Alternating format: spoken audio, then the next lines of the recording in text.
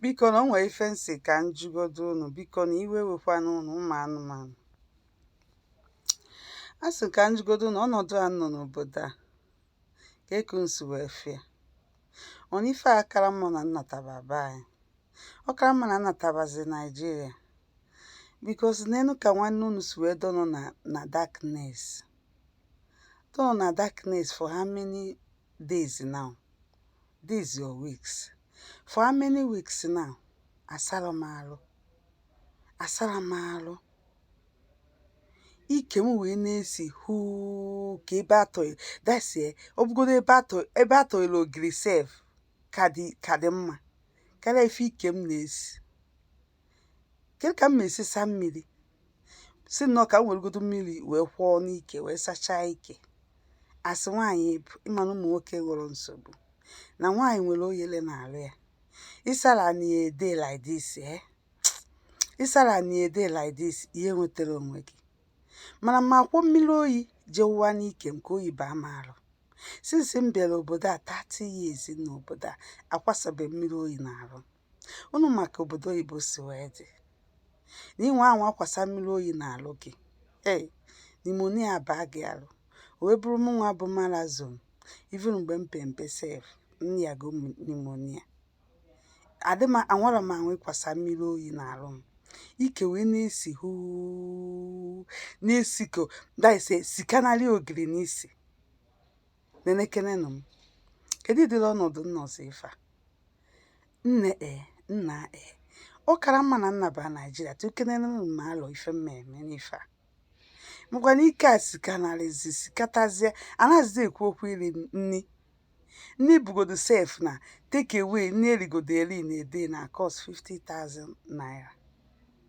Nne m erigodo na ede na-achụ 50,000 naira.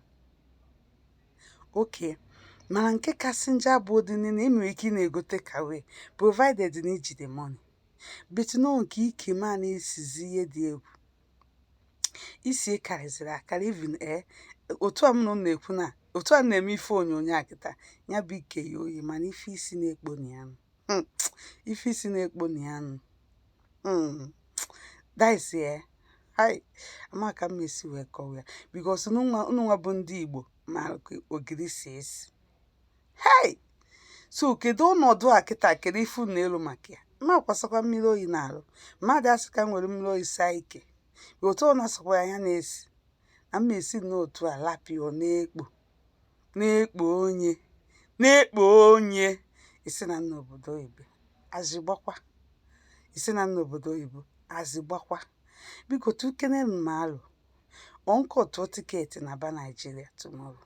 Because aghọtaghịzi m ịdịrị obodo bụ ife a. Kika mmadụ esi nwesie unu ya wee bụ na ịkwụrụ levi abịa kọtụ ọkụ unu. Akwagbu n'ụlọ otu a unu rụcha 30 story building. Ka a sị na fa nara akwụ na imekwa levi ụmụ ya na-akwụkwọ abụkwa ife ndị a na-abịa eburu dọtị na streeti eburu dọsbin je tufuo. Onye bụ levi nwa. Inwe ụnọ igogodo ụnọ egogo anyị gị na-akwụ levi. Onye ka ndị ala na-akwụ nwụrụ levi? Amụmụ ndị Indian nwụrụ na akọ ndị gịnị. Ha kwụrụ levi igwo ha jikarị. A sị na ha ji ikpu ego more than 30 billion rands ka fa ji n'ụgwọ. So onwere ịma mbọsị a eti ọkụ a.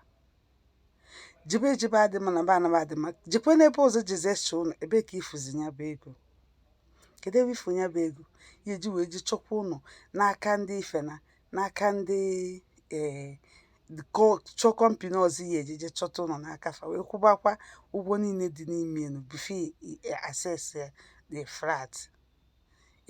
Ka ya rụ na atụkenere m ife maka na ya ife ike m na-esiketa adịrọzi mma.